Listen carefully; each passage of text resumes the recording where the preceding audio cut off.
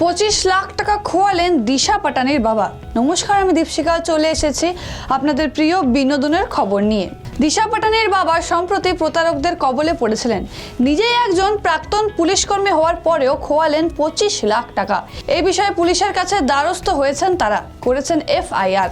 পুলিশের তরফে এই বিষয়ে পিটিআইকে জানানো হয়েছে 5 জনের এই প্রতারক দল তাকে আশ্বাস দিয়েছিল যে টাকার বিনিময়ে তাকে সরকারের কমিশনে উঁচু পদ পাইয়ে দেবে। ইতিমধ্যে এই ঘটনার উপর বরেলি কোতোয়ালি থানার FIR দায়ের করেছেন জগদীশ সিং পাটানি।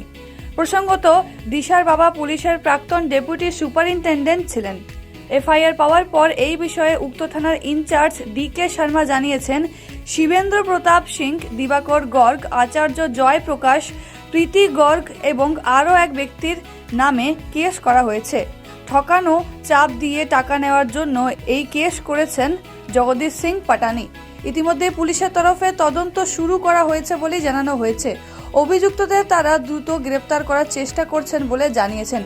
জগদীশ জানিয়েছেন, শিবেন্দ্র প্রতাপ সিংকে তিনি ব্যক্তিগতভাবে চিনতেন। সেই ব্যক্তি বাকিদের সঙ্গে তার আলাপ করান এবং জানান তাদের দারুণ রাজনৈতিক দাপট এবং পরিস্থিতি আছে, আর সেটাকে কাজে লাগিয়েই তারা জগদীশকে সরকারি কমিশন চেয়ারম্যান, ভাইস চেয়ারম্যান বা ওরকম কোনো উঁচু পদ পাইয়ে দেবেন, তবে অবশ্যই সেটা টাকার বিনিময়ে।